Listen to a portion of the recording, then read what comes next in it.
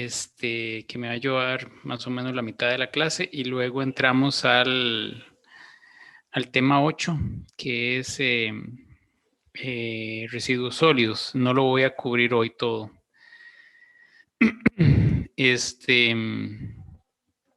Pero igual, creo que llevamos buen ritmo y aquel miedo que yo tenía de no cubrir la materia, yo creo que sí vamos a cubrir la materia sin problema.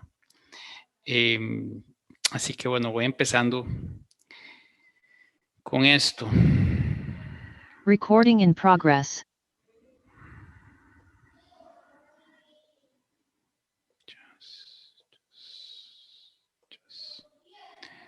Primero que todo, acordémonos de lo que fue la clase pasada con respecto a...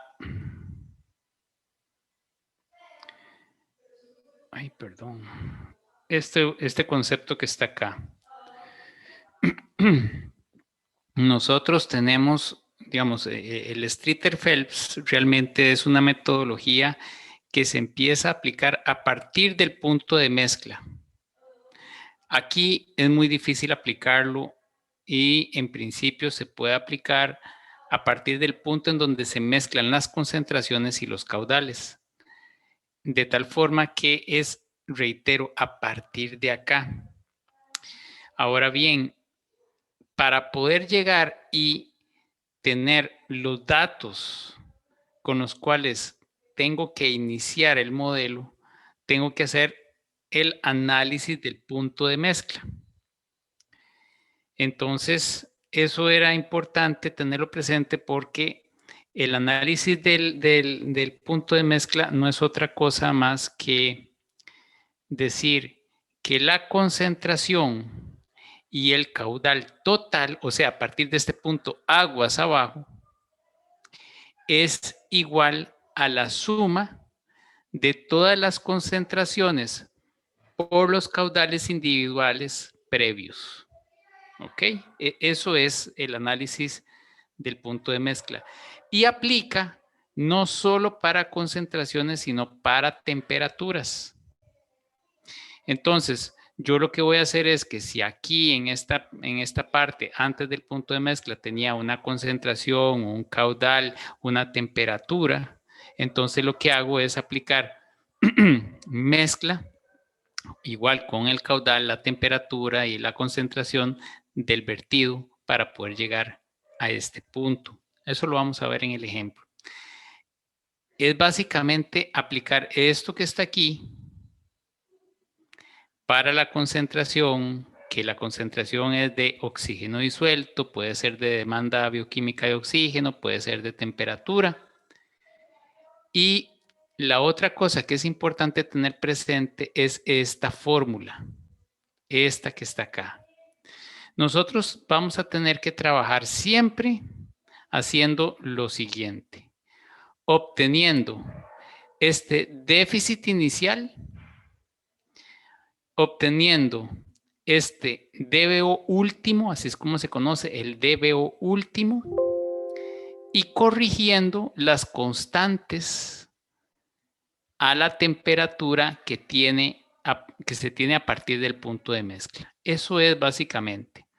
Y luego lo que hacemos es introducir el tiempo correspondiente. Entonces, y ese tiempo es en función de la distancia que se recorre en el río gracias a la velocidad que lleva el flujo del fluido. Básicamente es eso. Y ese déficit inicial que viene en esa fórmula equivale pues básicamente a la comparación contra la concentración de saturación. O sea, cuánto es lo que ese cuerpo de agua puede aceptar de oxígeno para la temperatura y la altitud que tiene. Y siempre ese va a ser como quien dice un deseable. Va a ser un deseable, pero nunca se va a cumplir porque siempre va a tener una concentración de materia orgánica, aunque sea mínima, siempre va a tener brincos y saltos de agua que van a hacer que se pierda que se pierda aire o se pierda oxígeno. Entonces, ese déficit es la concentración real inicial menos la concentración de saturación máxima. Y reitero, cuando se agrega la materia orgánica, esta empieza a absorber oxígeno, entonces este déficit empieza a aumentar y aumentar y aumentar hasta llegar al déficit crítico, que es el punto de inflexión a partir del cual empieza a darse el proceso de reoxigenación o recuperación del río. Entonces, habiendo hecho ese par de comentarios, bueno, y recordar que si yo llego y derivo esta ecuación de déficit con respecto al tiempo, matemáticamente hablando, lo que voy a obtener es el punto de inflexión, el punto en donde cambia la pendiente de la curva, que es este punto que está acá. Entonces, yo haciendo eso, voy a llegar a obtener el déficit máximo que se me va a generar a partir del vertido de agua residual, y puedo calcular la distancia crítica a la cual se da ese déficit crítico, pues obviamente en función de la velocidad del río, ¿verdad? Conociendo la velocidad del río, obteniendo el déficit crítico y obteniendo el tiempo crítico, que es este que está acá, entonces puedo obtener la distancia crítica. ¿Ok? Entonces, con ese pequeño refrescamiento, vamos a ver este asunto. Tenemos un ejercicio que dice así, vean, hay una ciudad que evacúa 115,000 metros cúbicos por día de agua residual. ¿Ok? Es una población grande y el río que recibe dicho vertido tiene un caudal de 8.5 metros cúbicos por segundo. ¿Ok? Me dicen que la velocidad del río es 3.2 kilómetros por hora, que la temperatura del agua residual es de 20 grados centígrados y la del río es de 15 grados centígrados. ¿Ok? La demanda bioquímica de oxígeno de agua residual es de 200 miligramos por litro y la demanda bioquímica en el río es de 1 miligramo por litro. O sea, el río está bastante limpio. El oxígeno disuelto en el agua residual es 0, que tiene sentido, obviamente tiene sentido. Y el oxígeno disuelto en el río equivale al 90% de su concentración de saturación. ¿Ok? Y tenemos las constantes. Tenemos la constante de aireación, que es de 0.3 días a la menos 1, y la constante, la K2, de reoxigenación, que es de 0.7 días a la menos 1. Y las constantes de corrección por temperatura de Arrhenius es de 1.135 para el K2, para el K1 y 1.024 para el K2. Y supongamos que el río se encuentra a una altitud de 0 metros sobre el nivel del mar. Entonces me están preguntando dos cosas aquí. Uno, determinar el oxígeno disuelto a lo largo del río a tramos de 25 kilómetros. Y que determine el déficit crítico y a la distancia a la que se genera. Si yo veo esta pregunta, pues básicamente lo que me están diciendo es genéreme esta curva. Eso es lo que están pidiendo. Genere esta curva.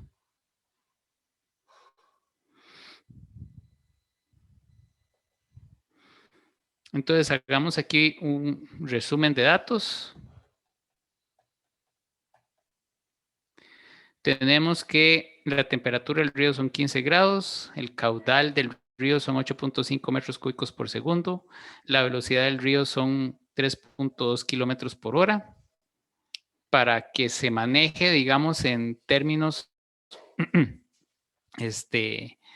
generales, digamos, aquí yo lo convertía a kilómetros por día, ¿verdad? La DBO en el río, 1 miligramo por litro, el oxígeno disuelto, 90% de la concentración de saturación. La temperatura del agua, 20 grados centígrados.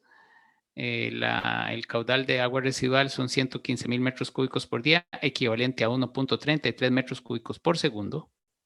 ¿Okay? El DBO del agua residual, 200. El oxígeno disuelto del agua residual, 0. K1, K2.3.7. Y entonces empezamos. El primer paso, la concentración de saturación. ¿Ok? Entonces, para eso, nos vamos a ir acá.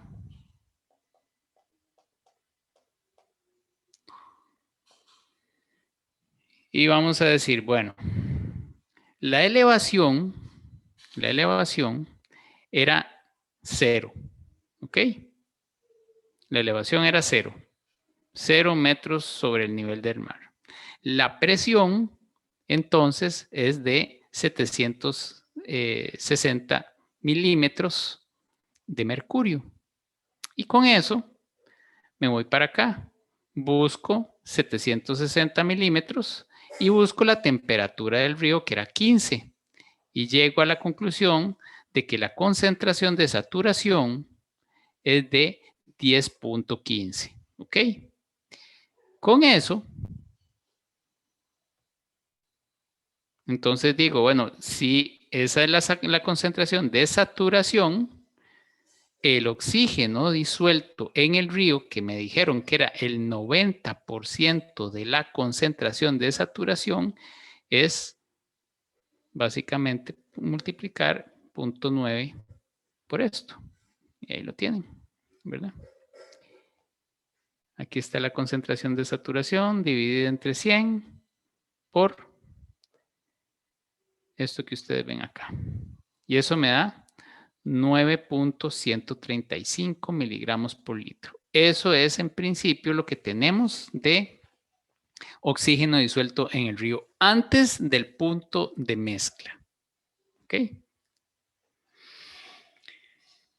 Y que conste que hay que hacer como una verificación. Hay que ver qué nos hace falta, qué información nos hace falta, porque lo que tenemos que hacer es trasladar la información al punto de mezcla para poder introducir la información que demanda la ecuación a partir de ese punto. Entonces, por eso es importante calcular la concentración de oxígeno disuelto, la concentración de DBO, la temperatura resultante de la mezcla de los dos caudales, ese tipo de cosas. Entonces, aplicando esa formulilla, vamos a obtener la temperatura en la mezcla, el oxígeno disuelto en la mezcla, la DBO en la mezcla y la concentración de saturación en la mezcla. ¿Ok? Entonces, ¿qué es esto? Esto que tenemos acá, que la temperatura de mezcla es básicamente la multiplicación de la temperatura de agua residual por el caudal de agua residual más la temperatura del río por el caudal del río dividido entre la suma del caudal del río más el caudal de agua residual. ¿Ok? Y eso nos da 15.7. Entonces, a partir del punto en donde se unen los dos caudales, tenemos una temperatura instantánea, por decirlo de alguna manera, una temperatura instantánea de 15.7 grados centígrados. Se hace el mismo cálculo, obviamente sustituyendo, ahora no la temperatura, sino el oxígeno disuelto y la DBO. Y la concentración de saturación. Sin embargo, nótese que la concentración de saturación no la puedo sacar como un punto de mezcla, sino que lo que digo es, ok, ahora sí, vamos a ver. La concentración de saturación, quien me lo va a definir es la temperatura, nada más. ¿Qué es lo que hago? Me voy a la tablita que les estaba mostrando, ¿verdad? Sé que es 15.7 la temperatura en el punto de mezcla. Entonces, bueno, 15.7, tengo que hacer una interpolación para la condición de 760 milímetros de mercurio, ¿verdad? Y lo que hago, pues básicamente es sacar la pendiente. Eso es todo. Entonces aquí tiene la pendiente, aquí tengo la constante y aquí tengo la ecuacioncilla. Nada más, eso es todo. Y con eso entonces, a raíz de esta temperatura, ya puedo obtener lo que es la concentración de saturación en el punto de mezcla. Paso 3. Vamos a obtener la DBO última. Y esto es importante. La clase pasada hice énfasis en eso, en la DBO última. ¿Cómo le podemos llegar a la DBO última? Por dos vías. Aquí lo tenemos. Le podemos llegar, vean que lo que tenemos que obtener es el L sub O. Esa es la DBO última. Eso se puede obtener si tenemos una de dos. O la concentración de DBO ejercida o la concentración de DBO remanente. ¿Ok? Presten atención a esto. Cuando nosotros cuando tomamos una muestra de agua de un río y la analizamos, lo que estamos midiendo ahí es cuánto fue la cantidad de oxígeno que consumió o que consumieron los microorganismos para descomponer una cierta cantidad de materia orgánica. Imagínense, lo repito, ustedes van a un río, toman una muestra y la analizan. Eso lo que quiere decir es cuánto oxígeno se ha consumido por parte de los microorganismos para consumir o para degradar la materia orgánica de cierta cantidad de materia orgánica, la que estuviera presente cuando ustedes hicieron, ¿cómo es que se llama? La medición. Entonces, si nos están dando un DBO,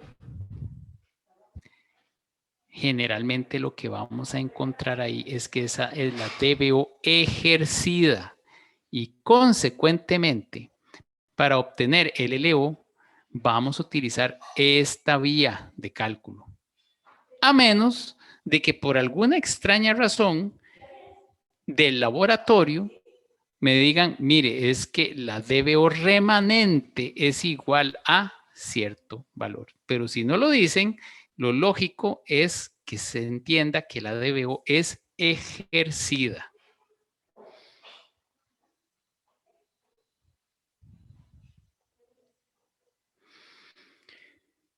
Ahora, imagínense que la DBO ejercida es toda una prueba de laboratorio completa, ¿verdad? Tiene una serie de parámetros estándar.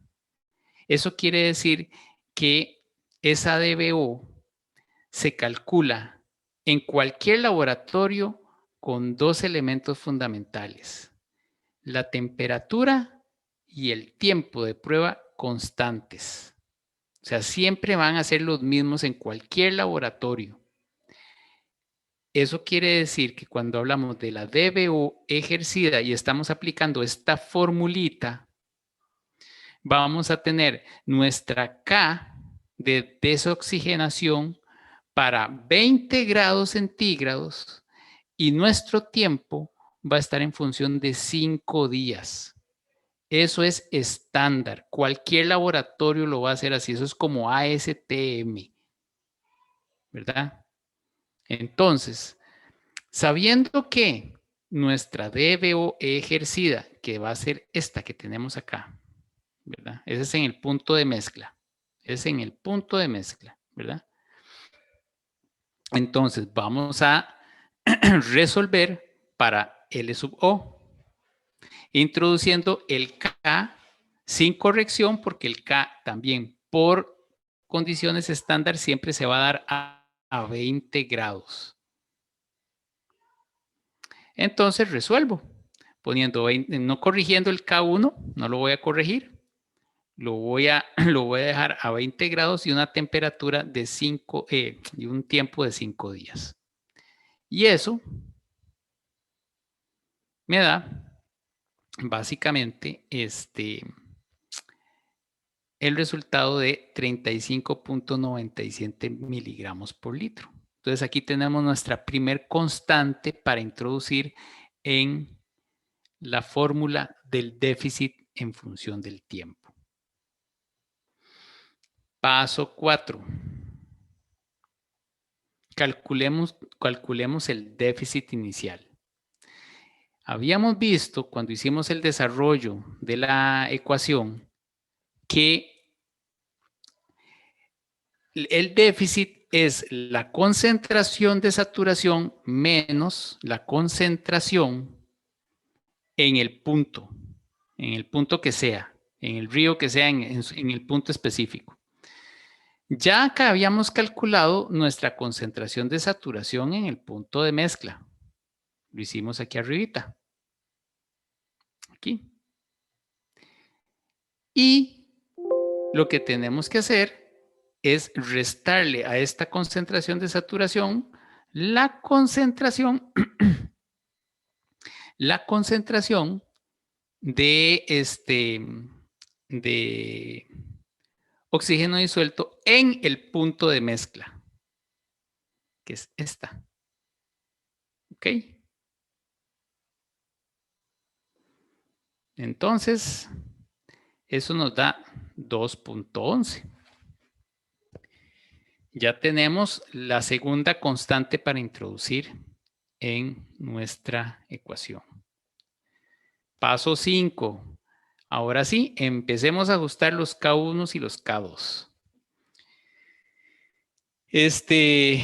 Tengamos claro que el K1 a temperatura de 15.7 en el punto de mezcla es igual al K1 para 20 grados multiplicado por la constante para K1 elevado a la temperatura, o sea, 15.7 menos 20 grados. Y de la misma forma, el K2, la corrección del K2 para 15.7 es el mismo procedimiento, solamente que cambiando acá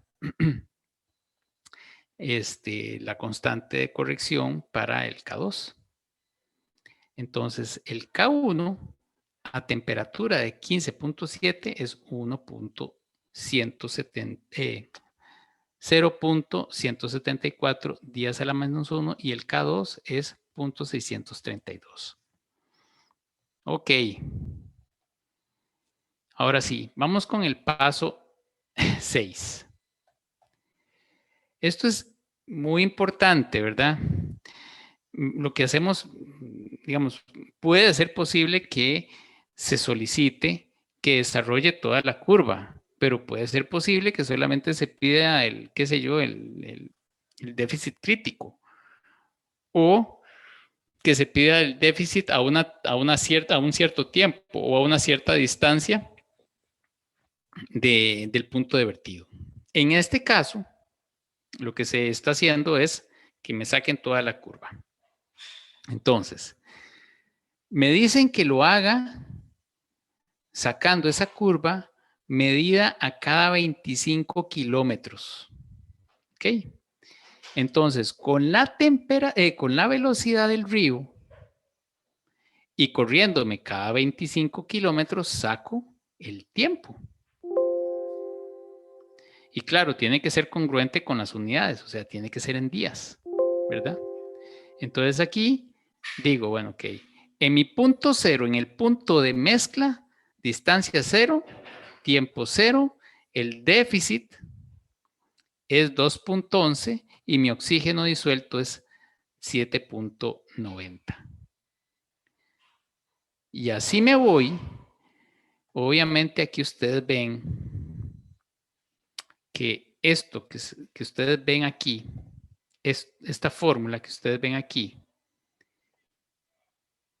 es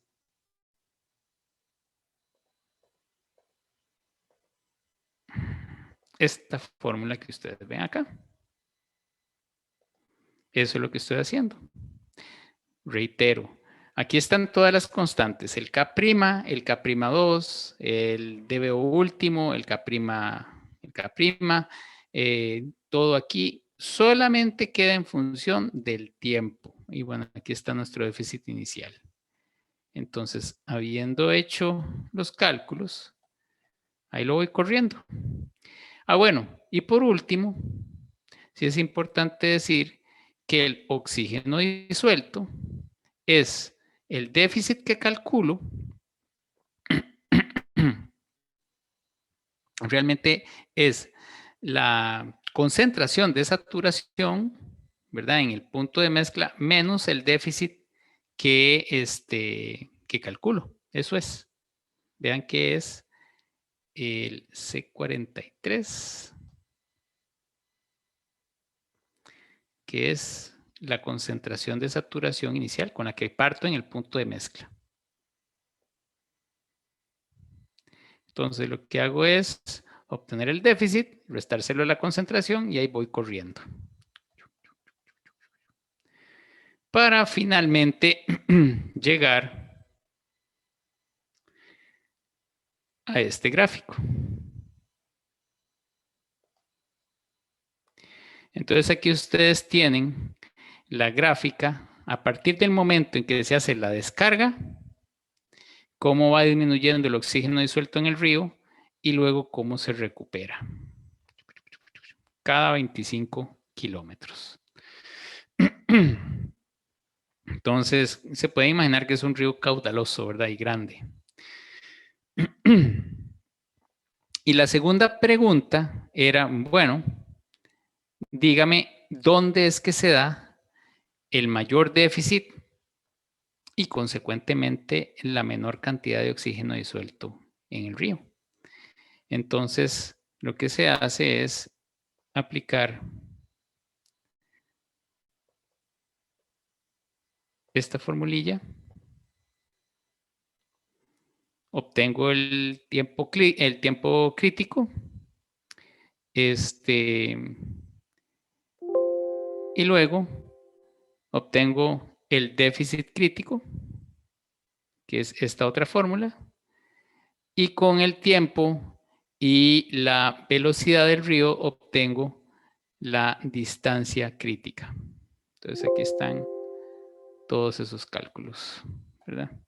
Igual, por tener el déficit crítico, se lo resto a la concentración de saturación, obtengo el oxígeno disuelto y también aquí calculo la distancia. Así que esto es básicamente un ejemplito de aplicación de Streeter-Phelps. Rápidamente, al final de la clase, la última clase, dije, bueno, es que esto se puede mezclar con distintas metodologías. Entonces, ¿qué pasa si yo les digo a ustedes, bueno, la autoridad ambiental establece que un río X no puede tener un oxígeno disuelto menor a cierto nivel? Y hay una industria o un poblado que vierte las aguas sin un previo tratamiento. La condición actual del río es X. Entonces, bueno, dígame qué nivel de eficiencia tiene que tener una planta de tratamiento para que yo cumpla con la normativa de la autoridad ambiental, partiendo del hecho de que la concentración del agua es tal y tal y tal cosa. Entonces, hago como quien dice un proceso inverso. Me voy de acá, llego hasta el déficit, obtengo tengo el déficit crítico, de ahí puedo sacar la DBO última, con la DBO última entonces puedo hacer el proceso inverso, obtener la DBO remanente que tiene que verterse para poder cumplir con eso, y de ahí entonces me devuelvo y digo, bueno, ok, si el agua cruda, o sea, sin tratamiento, tiene cierta concentración, la planta de tratamiento tiene que eliminar tanto para que cumpla con esa DBO. Y a partir de ahí, entonces yo ya estoy ahí yendo todavía más en específico, y a partir de ahí yo entonces puedo decir, bueno, que mi planta tiene que disminuir, o sea, tiene que retener, tiene que eliminar materia orgánica de tanta cantidad. Bueno, tiene que contar con un reactor de tal volumen. ¿Ok? Entonces, de ahí viene el proceso inverso hasta llegar a ese punto. Vean que es bastante, de pronto puede ser algo muy poco aterrizado, que con un ejemplo como este y la vinculación con lo que hemos visto a lo largo del curso, se vuelve un poco más, más claro, más útil este tipo de cálculos. ¿Alguna pregunta?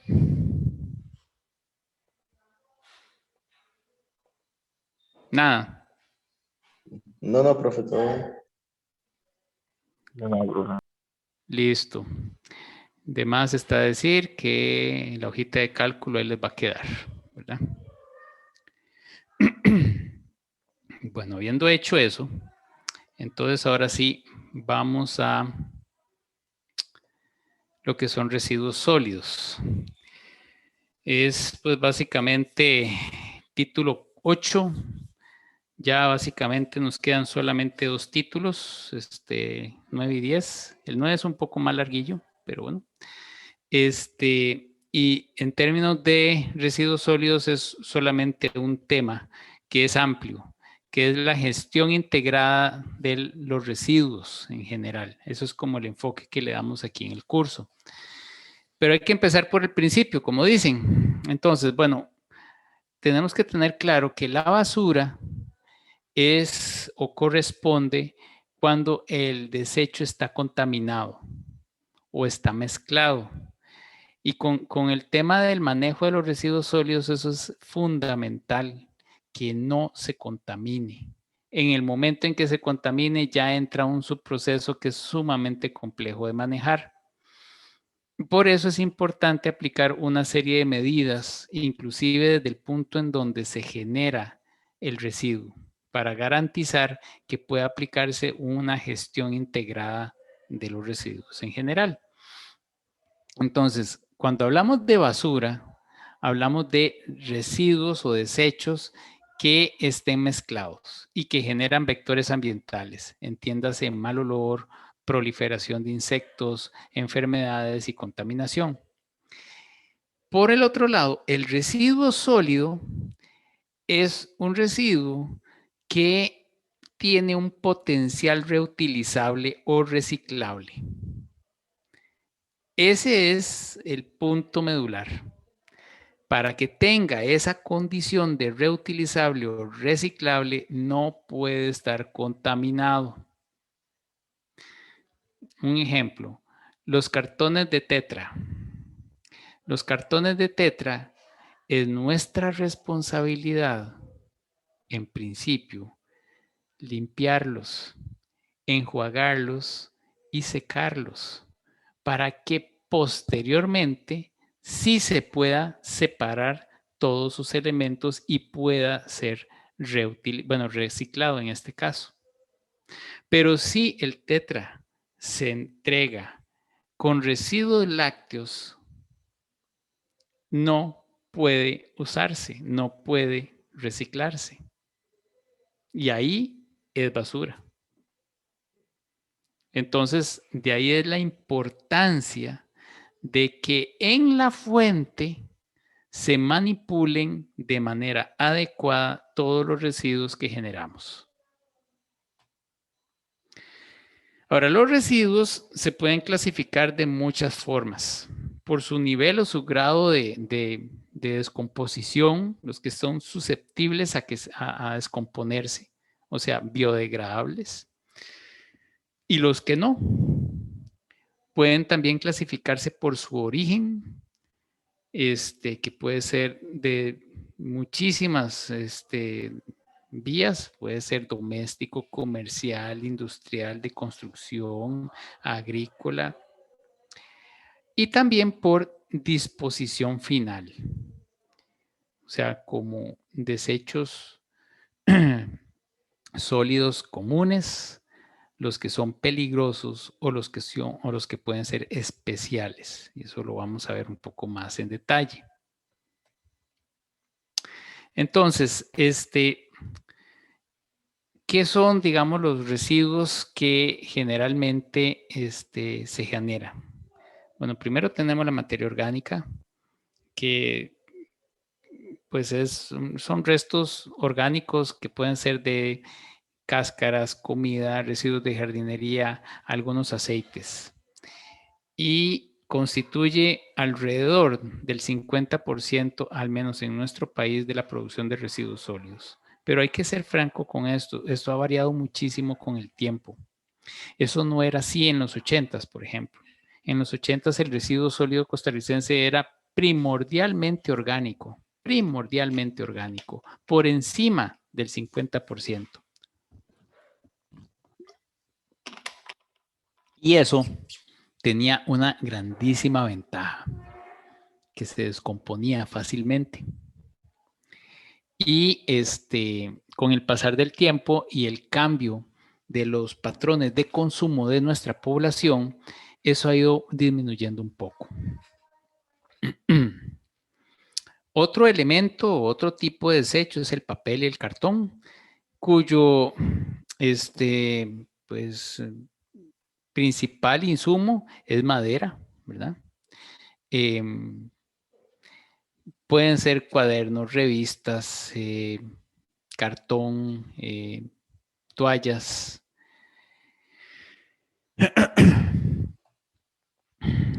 Otro tipo de residuo que pues es ampliamente utilizado o que es ampliamente desechado es el vidrio en forma de cristalería, de recipientes, de espejos, de cerámica, bombillos, envases de alimentos y hasta de medicamentos.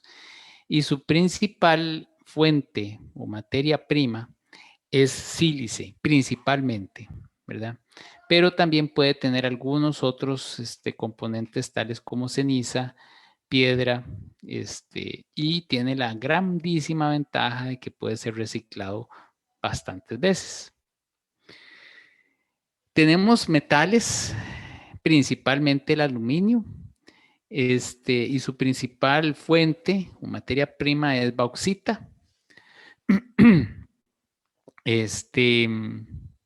Y bueno, puede estar en formas de latas, de cierto tipo de embalajes. Hay una buena cantidad de materia, bueno, de aluminio en ciertos productos de construcción. Tenemos plástico, por supuesto que tenemos plástico y su principal fuente de materia es el petróleo. Y bueno, hay de todo ahí, ¿verdad? Ahora, el plástico tiene distintas formas. Y fíjense siempre en el numerito que tiene. Esto que ustedes ven aquí, este numerito, tiene o demuestra la capacidad de ser reciclado, donde 1 es completamente reciclable y 7 es muy poco reciclable.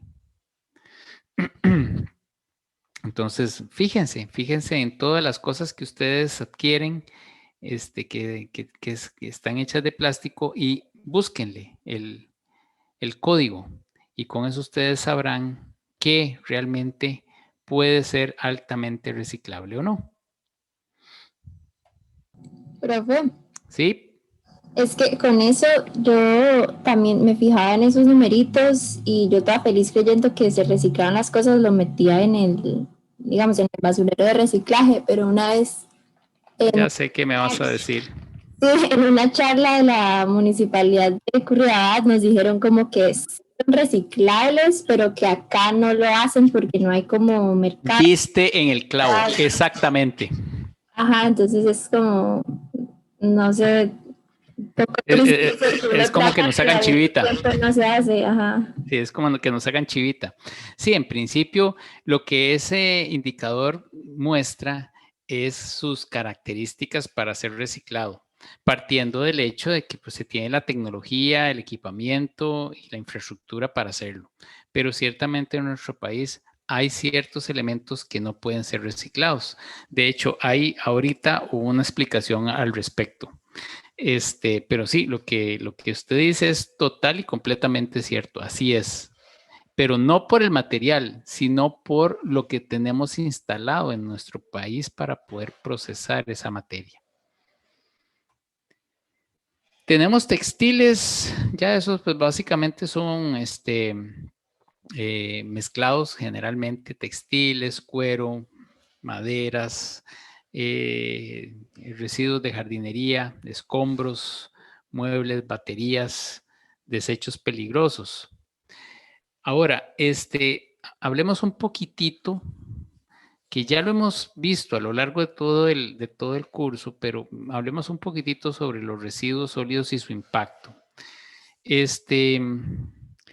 Se dice que es el 30%, esto viene de Presol, del plan de residuos sólidos, del programa de residuos sólidos del Ministerio de Salud, que ahora se convirtió pues básicamente en una política. Creo que con eso pues se ha ganado bastante. Pero el documento hablaba en su momento de que alrededor de un 30% del desecho se pues iba por otras vías que no eran las que deben darse para un buen manejo de los residuos sólidos, alrededor de un 30%. Inclusive si uno investiga un poquitito y puede tal vez buscar ahí en el Estado de la Nación, hay un estudio que todavía, que bueno, por lo menos se dio a mediados de la década pasada, o sea, 2010, 2020, que llega a una conclusión en donde no es tan cierto eso del 30, puede ser que sea un poquito más, ¿verdad? Y lo que genera realmente ese residuo dispuesto de una manera inadecuada es contaminación. Contaminación de aire, de mares, de suelo, y de agua en general. Pero no solamente eso, sino que también genera impactos a nivel de la biota, por estrangulamiento, por ingestión, y además genera otro tipo de vectores como malos olores y algunas especies que son pues nocivas para la salud humana, como roedores, moscas, larvas y otro tipo de bichos. Entonces, pues ahí tienen, ¿verdad? Un poco algunos de los impactos que pueden generar. En términos cualitativos, porque depende mucho, pero mucho de las condiciones del entorno, aquí ustedes tienen una idea del tiempo que tardará una cierta materia en descomponerse, siempre y cuando hayan condiciones óptimas para su descomposición. O sea, que haya oxígeno, que haya luz, que haya humedad. Y eso también lo vimos al principio del curso. Para que esas condiciones de oxígeno, luz y humedad no es otra cosa que la condición propicia para que aparezcan bacterias. ¿Ok? Y solamente un tema con respecto a esto de los impactos. El plástico, específicamente el plástico, cuando incide luz solar sobre él por cierto periodo de tiempo, se quiebra. Pero cuando empieza, pues básicamente a quebrarse, se va partiendo y partiendo y puede llegar a tener tamaños muy, muy pequeños. Son microcomponentes de plástico. Y estos pueden ser inclusive movidos por aire.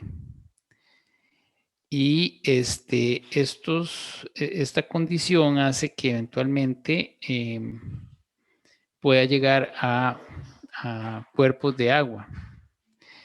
Y eso lleva pues básicamente a mares. La cantidad de plástico que existe el día de hoy en los mares es muy alta. Y uno podría decir, bueno, pero no importa porque realmente ya está pues hecho polvo, ¿verdad? Pues no, es que eso se está introduciendo en el tejido de los seres vivos y eso está generando un desbalance completo en muchas de las cadenas tróficas que existen, ¿verdad? Entonces, eso también es importante tenerlo presente, que no es solamente el bulto o el estrangulamiento, sino ya un efecto bioquímico que está dándose. Sin llegar a ser extremista, pero no deja de ser total y completamente válido la iniciativa de eliminar el plástico. Claro está que en el momento en que una decisión como esa se toma, inmediatamente se afectará a ciertos grupos económicos que generan de cierta forma beneficios a grupos, ¿verdad? Un grupo que se beneficia de eso. Y no digo que se beneficie en el mal sentido, sino que pues hay encadenamientos económicos en donde pues eso genera riqueza para cierto grupo y eso es importante. Pero no deja de ser total y completamente válido mantener esa posición, porque realmente el plástico va a costar mucho eliminarlo del medio. Y pues de cierta forma pues hay muy poca probabilidad de que se pueda eliminar totalmente. Entonces, volviendo a esto, vean ustedes aquí los tiempos aproximados de descomposición, papel, estamos hablando en semanas, algodón, meses, madera, en meses, mecate o lana, ya estamos hablando de un año, cuero, estamos hablando ya de 5 años, un envase de lata, 100 años, un envase de aluminio, 500 años, una tarjeta de plástico, 1000 años, ¿verdad? Entonces, ¿cómo entrarle a esto? Realmente el tema del manejo de los residuos sólidos, como todo, depende enteramente de nosotros y de cómo lo manejemos. En principio, parte de mucha educación y concientización y establece al mínimo 3 medidas o 3 acciones. La de reducir toda la cantidad de desechos que que generamos, y eso se hace a su vez tomando como decisión reducir el consumo, ¿verdad? Y la escogencia de los productos que tenemos a mano. Cuando digo la escogencia es escoger productos que pues tengan tal vez un embalaje reducido o que de hecho, pues en algunos lugares, no aquí en Costa Rica, pero en algunos lugares se maneja mucho el concepto de la compra a granel, ¿verdad? Entonces eso pues obviamente reduce mucho embalaje. La otra medida es la reutilización, ¿verdad? De todos aquellos objetos que puedan seguir utilizándose y reparar, optar por reparar todo aquello que pueda ser reparable. Y por último, el reciclaje, ¿verdad? Que consiste en lo que ustedes ven ahí, que es reintroducir ciertos productos a un proceso productivo. Generalmente esto debería ser dentro de los 3 elementos del manejo de los residuos sólidos, el último porque implica una introducción de energía siempre, ¿verdad? Los otros 2 no precisamente. Entonces, bueno, en un mundo ideal, y esto parte de lo que la compañera aportó, es que tenemos una serie de materiales que son reciclables por especificación, ¿verdad? Por sus condiciones, que son reciclables. Sin embargo, ese grado de reciclabilidad depende mucho de si en el país se cuenta con la tecnología y los recursos necesarios. Vean ustedes aquí que pues hay ciertos tipos de materiales que no son reciclables: termómetros, espejos, bombillos, fluorescentes, aleaciones, poliuretano, el PVC. Algunos no es posible reciclar, pañales, toallas sanitarias, pero por el contrario, sí, los tetra pueden ser reciclables siempre y cuando vayan limpios y secos. El aluminio, la plata, el acero, el cobre, esto realmente sí tiene los metales tienen mucha salida, ¿verdad? Tienen pues un valor importante. El vidrio, siempre y cuando no esté contaminado, y distintos esquemas de papel. Como un elemento, digamos,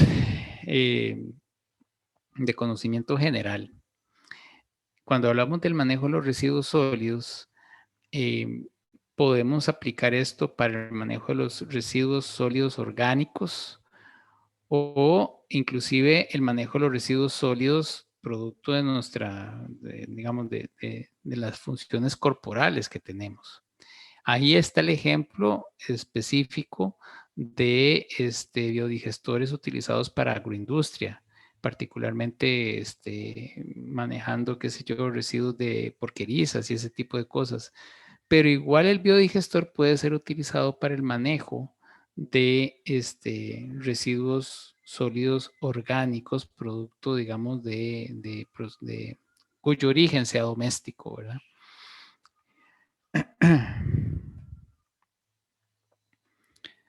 Como para que tengamos una idea de la implicación, del impacto de los residuos sólidos, vean ustedes que, por ejemplo, reciclar 1 tonelada de PET ahorra 1 tonelada de petróleo. Reciclar 1 tonelada de papel salva alrededor de 17 árboles. 1 tonelada de papel también ahorra 7,000 galones de agua. Y 1 tonelada de papel ahorra 4,200 kilowatts hora. Entonces, son cosas que sí impactan a la colectividad. Y si seguimos con ejemplos, una lata de aluminio, reciclarla, puede ahorrar electricidad para mantener un televisor encendido por 3 horas, ¿verdad? O la energía consumida para producir un envase de aluminio nuevo es equivalente a la energía para producir 20 envases de aluminio reciclado. Entonces, sigo diciendo, mucho de esto también depende de nosotros, de tomar las decisiones. Y claro, informarse un poco y ver qué condiciones existen en nuestro país para poder recibir cierto tipo de materia. Y muchas veces, ya ahora inclusive eso ha venido cambiando, ¿verdad? Pero por dicha, pienso que algunas municipalidades han sido sumamente proactivas y pues ya tienen sus periodos de recolección de reciclables. Y establecen pues básicamente un día por semana para eso, o un día cada 15 días, una cuestión así. Pero hubo momentos en nuestro país en que tal vez había algún grupo de personas que se organizaban, reciclaban, sacaban sus desechos separados y al fin y al cabo pasaba el camión y lo revolvía todo. Entonces, pues, no puede ser así. Es que un sistema de gestión de residuos sólidos implica precisamente no solamente la parte técnica, sino toda la parte logística, administrativa, de capacitación, todo precisamente para que esas cosas no pasen. Como esquema, digamos, el ciclo de generación de residuos puede estar descrito por ese esquema que ustedes ven ahí, en donde tenemos materiales en bruto que pasan por un proceso inicial de elaboración, que eventualmente en ese proceso de elaboración se pueden dar rechazos que pueden ser utilizados para una elaboración secundaria, pero al mismo tiempo el mismo consumidor que recibe la elaboración primaria puede pasar o llevar ciertos materiales a un proceso y recuperación que puede también a su vez dar insumos para esa elaboración secundaria. Y de la elaboración secundaria, pues eventualmente mucho podrá llegar a la evacuación final, también del consumidor y también del proceso de recuperación. Entonces, este esquema muestra, digamos, ese flujo de materia. Ahora, he hablado anteriormente de lo que es la gestión integral de los residuos. Y le di la connotación de que es un proceso que va más allá de lo técnico. Y en principio también, si estamos hablando de la gestión integral del recurso hídrico o de la gestión integrada del recurso atmosférico, tiende a ser de la misma manera. Lo que pasa es que tal vez con el residuo sólido lo podemos sentir como un poco más cercano, ¿verdad? Eso suele pasar. Pero indistintamente de si es residuo sólido o recurso hídrico o cualquier otro, en general cuando hablamos de la gestión integral implica un proceso que interrelaciona conocimientos regulatorios, aspectos operativos, financieros, administrativos, de educación, de planificación, de análisis de auditoría, ¿verdad? Que va desde el punto de generación hasta el punto de disposición final. Y eso que ven ustedes ahí al final, que dice Ley 8839, es la ley de la gestión de residuos sólidos en nuestro país, emitida por el Ministerio de Salud. Solamente reiterar, hacer énfasis en que siempre tiene que tratarse de ir en la línea de evitar primero. Si no se puede evitar, reducir. Si ya no se puede reducir, reutilizar. Si ya no se puede reutilizar más, entonces valorizar o reciclar, ¿verdad? Y finalmente, tratamiento y disposición. Ahora, específicamente en esto, me parece, digamos, hay No solamente Suiza, es un video sobre Suiza, pero no solamente Suiza, en general, los países europeos, no todos, pero digamos Holanda, Suiza, Dinamarca, Alemania, Bélgica, Noruega, tienen un grado de desarrollo del manejo de residuos sólidos importante, que se basa en mucho aplicando este orden. Entonces, vamos a ver un videito rápido de eso.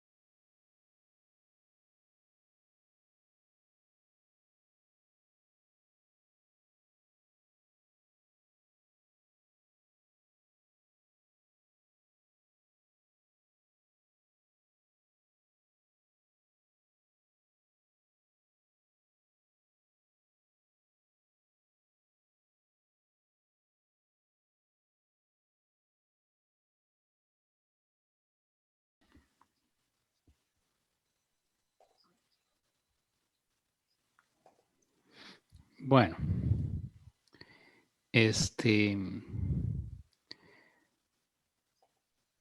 punto acá que deseo hacer ver es que la estrategia para atender el tema de los residuos inicia precisamente con el tema de la separación. Y de cierta forma, aunque no lo muestre el video, también tiene que ver mucho con los patrones de consumo. Algunos comentarios respecto a eso. Digamos, en Europa, en los años 80 y 90 se apostó muchísimo por la incineración. Y no es una mala tecnología, pero pues hay ejemplos que no han dado buenos resultados. Hay una serie de esquemas en donde eventualmente se ponen muchísimos elementos de filtración para los gases que se generan en estas plantas. Esas plantas principalmente corresponden a lo que se conoce como gasificación y es convertir todos los sólidos en gas. Y ese gas se utiliza para mover o para combustión. Y con eso, efectivamente, como dice el video, se utiliza para generar energía. Pero esos gases de desecho, en algunas ocasiones, pues sí son gases que pueden generar impactos importantes en el medio. Si el proceso de separación no es adecuado y empieza a recibir cierto tipo de materias, particularmente materia orgánica compleja, puede generar una cosa que se llama dioxina. Y la dioxina es cancerígena, ampliamente conocido. Entonces, pues ese es el tema que no se menciona en el video. Aquí en Costa Rica hay ciertos grupos ambientalistas que pues, se oponen a lo que es la incineración. Desde el punto de vista de un municipio, desearían llegar y apretar un botón y quitarse de encima el problema de los residuos sólidos. Y creo que no es ni una posición ni la otra. Y una solución no es única, o sea, siempre hay una mezcla de soluciones que pueden servir para atender una cierta situación. Entonces, ustedes oirán y probablemente si investigan se van a dar cuenta que han existido algunas iniciativas de traer incineradores al país y han habido grupos que se oponen. Y bueno, en algunos casos no les falta razón. Pero dependiendo de la tecnología, dependiendo de todo el proceso integral que se aplique, puede ser una opción viable, ¿verdad? Entonces, pues bueno, ese es un punto importante a considerar. Siguiendo con el tema específico de la gestión integral de los residuos, la gestión está compuesta, así como vimos el flujo de la generación de los residuos sólidos, también tenemos un flujo de lo que es la implementación o la gestión integral de los residuos. Está compuesta por esos elementos que ustedes están viendo ahí, ¿verdad? La generación, la manipulación en el origen, el proceso de recolección, luego la transformación y el procesamiento, un proceso de transferencia y transporte, que a ver, eso tiene sus connotaciones. Generalmente aplica para proyectos un poco más para países más extensos, más grandes. Bueno, pero también aquí tenemos nuestras estaciones de transferencia de cierta forma. Y finalmente lo que es la evacuación final o la disposición final. Entonces, cuando hablamos de generación y composición de los residuos, esta generación está afectada por muchas cosas. Bueno, por el origen, porque según sea el origen, el residuo tiene una cierta característica, primero. Pero adicionalmente, también está afectada por otros factores ambientales, por aspectos topográficos, por aspectos ambientales. Un residuo como el nuestro, el que se genera en términos generales en nuestro país, es un residuo que tiene mucha humedad. Y un residuo tal vez que se genera en lugares un poco más secos, pues tiene otra connotación. Nuestro residuo no es tan susceptible, a pesar de lo que acabamos de ver en el video, no es tan susceptible a incineración porque todavía tiene un grado de humedad muy grande. Entonces hay que inyectarle mucha energía para que una planta de gasificación funcione, a menos de que sea una planta de gasificación que capte muchísimo volumen, ¿verdad? Muchísimo volumen. Pero esas son características que dependen de cada zona. La otra cuestión muy importante de tener presente es que una cosa es la tasa de generación y otra cosa es la tasa de recolección. Desde el momento en que se genera el residuo hasta el momento en que se recolecta, hay pérdidas, hay cambios, inclusive bioquímicos dentro del residuo. Entonces, no precisamente lo que se genera es igual a lo que se recoge, ¿verdad? Eso es importante tener presente. Y esto es importante porque como es un sistema integrado de residuos, hay ingeniería detrás de cada una de estas fases. Todo lo que es el proceso de recolección no es simple y sencillamente poner un camión a dar vueltas por una ciudad a recolectar, no, eso tiene todo un proceso de análisis de ingeniería para poder establecer buenos equipos, para establecer rutas óptimas, para establecer tiempos adecuados de recolección, ¿verdad? Entonces, en función de cuánto es lo que yo puedo esperar de recolección, que no es lo mismo que la tasa de generación, entonces con eso yo dimensiono el sistema.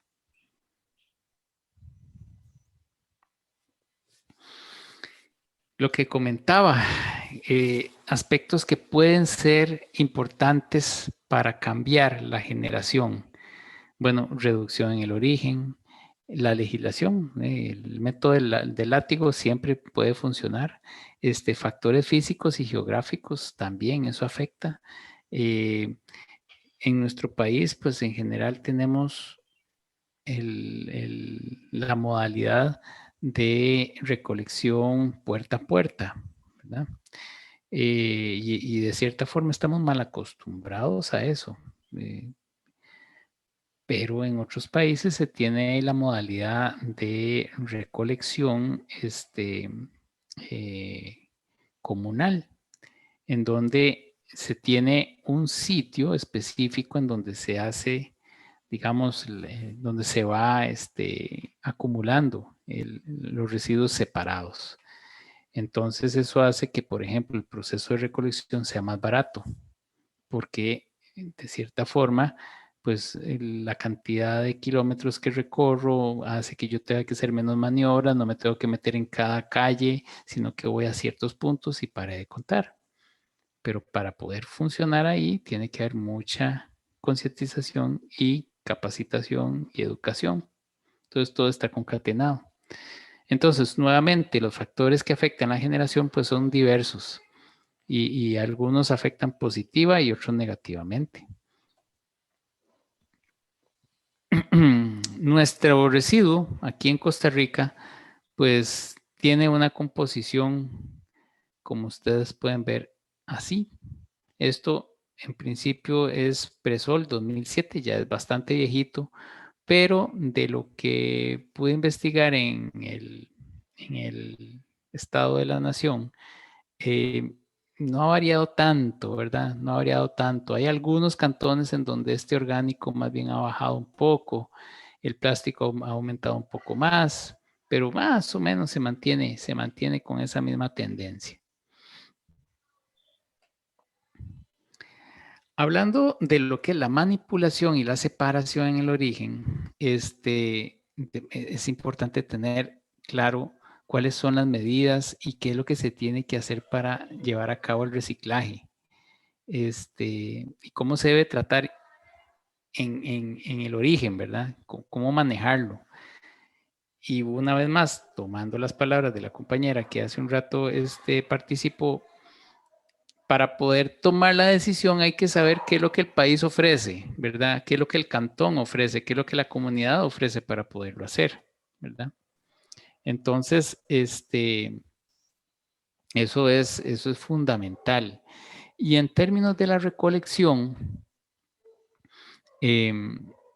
se tiene que considerar en función de la generación y en función de la tasa de recolección, bueno, las características de los vehículos que van en tres vías, la capacidad, las dimensiones tienen que estar adaptadas a la infraestructura vial y la flexibilidad en términos de, digamos, también tiene que ver un poco con la infraestructura vial y las dimensiones. Podemos tener sistemas articulados o no. En Costa Rica, obviamente el sistema articulado no frula, no funciona, tiene que ser más compacto porque nuestras calles son relativamente pequeñas, ¿verdad? Pero igual es un compromiso que se tiene que hacer en términos de capacidad de recolección y costo. ¿Por qué se piensa en sistemas articulados? Bueno, porque con sistemas articulados que tengan capacidad de compactación propia, yo puedo hacer menos viajes y al hacer menos viajes, la recolección es más barata, ¿verdad? Pero por otro lado, el equipo articulado requiere de muchísimo más mantenimiento que el equipo compacto. Entonces siempre es como un compromiso entre todas las características y también lo que existe en términos de infraestructura en el país. También pues el tema específico de lo que es la recolección, los días de recolección convencional y los días de recolección reciclables. Y las rutas es toda una técnica que se tiene que seguir. Digamos, cuando se está desarrollando una ruta de recolección, si se está haciendo como debe hacerse, primero no se pueden hacer bucles en calles de tal forma de que yo pase 2 veces por una misma zona, porque eso encarece el proceso. Pero 2, en general, se tiene que hacer la ruta de tal forma de que yo vaya del punto más alto al punto más bajo y ojalá que ese punto más bajo se conecte con la arteria de transporte principal más cercana. ¿Por qué? Porque si yo empiezo del punto más bajo al punto más alto, voy cargando el camión y el camión me va consumiendo más combustible porque va jalando más peso cada vez. Entonces, y vamos a ver, no es, ¿cómo es que se llama? Ingeniería nuclear, ¿verdad? Es cuestión de lógica, ¿verdad? Entonces, desde esa perspectiva es importante tener presente el acomodo de las rutas. ¿Hay alguien me tiene el televisor puesto? Gracias.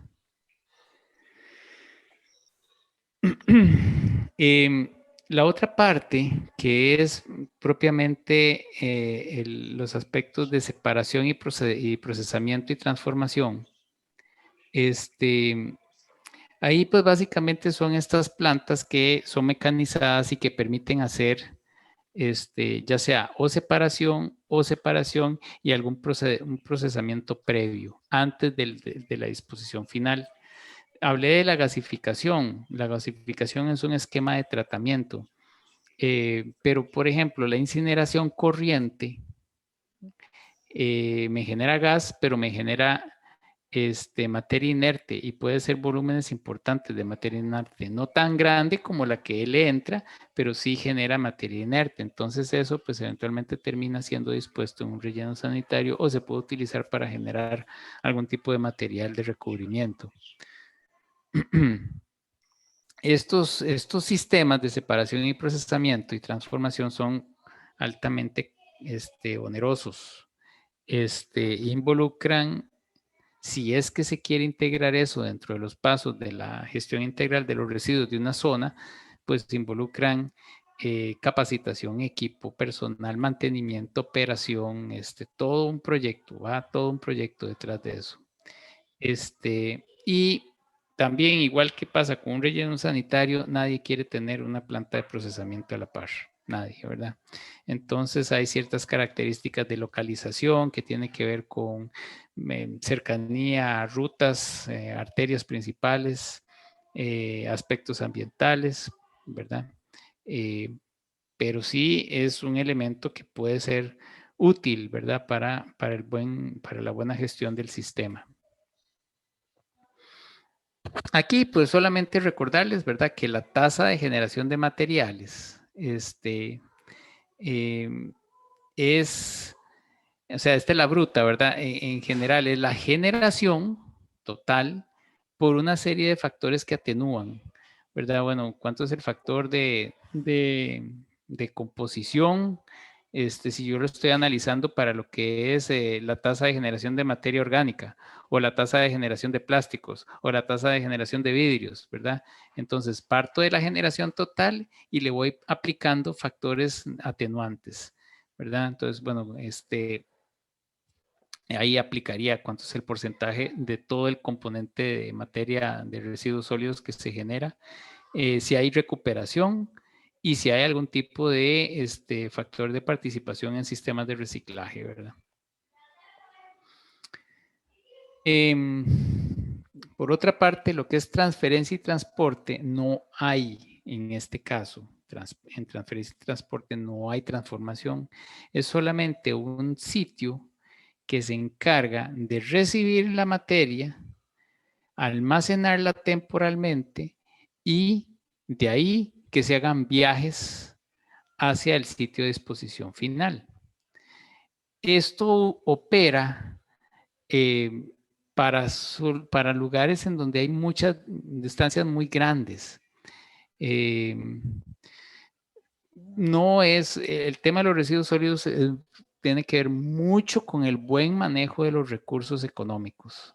Y si no se maneja bien, nunca va a ser sostenible. Si yo tengo pequeñas unidades de transporte, o sea, camiones recolectores como los que tenemos en nuestro país, que tienen que recorrer para poder ir a dejar al punto de disposición final, ¿verdad? Si fuera ese el esquema, ¿verdad? Que solamente recolectan y van a dejar directamente al punto de disposición final. Podría ir a otra zona, podría ir a separación, podría ir a transformación, pero bajo el ejemplo de que hacen un viaje a un punto de disposición final, a un relleno sanitario, por ejemplo, pensar en camioncitos pequeños que recorran 300 kilómetros para llevar los residuos sólidos a un relleno sanitario largo es impensable. De ahí que nace la necesidad y el concepto de la estación de transporte y transferencia, porque es una infraestructura que lo que hace es recibir los residuos de esos camioncitos y saca viajes más espaciados de sistemas con mucho más capacidad. Entonces eso hace que se equilibre un poco los manejos económicos del sistema como tal. Pero una vez más, estos son todos los elementos que tiene que tener un sistema de gestión integral de residuos, pero para un determinado lugar no quiere decir que tenga que tenerlos todos, depende de la zona, ¿verdad? Y finalmente, lo que es la evacuación o disposición final, en nuestro país los residuos sólidos pues sí están bajo la responsabilidad clara y evidente de los municipios. De hecho, en general, la parte tradicional y convencional, o sea, la recolección y la disposición, ojo que no tienen ningún otro elemento, típicamente no hay ningún otro elemento, ha ido creciendo poco a poco con eso, pero lo cierto del caso es que las municipalidades se han enfocado a recoger y botar. Y ya hemos visto en función de todo lo que he hablado que esa tal vez no es la mejor estrategia para manejar los residuos sólidos. Todo lo que he explicado pues puede quedar más o menos descrito con este esquema. Nosotros tenemos la generación de los residuos, tenemos una manipulación, separación, almacenamiento, procesamiento en el origen, ¿verdad? Y de ahí podemos ir a una recolección que puede llevar a una separación y procesamiento y transformación, que entre eso y el transporte y transferencia puede existir una interacción también. Puede ir una recolección directa a la evacuación final, y además de la separación y procesamiento y transformación, así como el transporte y transferencia, puede ir también a evacuación final. Pero hay interacción entre estas dos. ¿Ok? Entonces, pues básicamente esto es un resumen de esos elementos que componen un sistema de gestión integrada de residuos sólidos. Y voy a parar acá, para, ¿cómo es que se llama? Para seguir la próxima sesión. No sé si de lo que hemos visto, tienen alguna duda, algún comentario.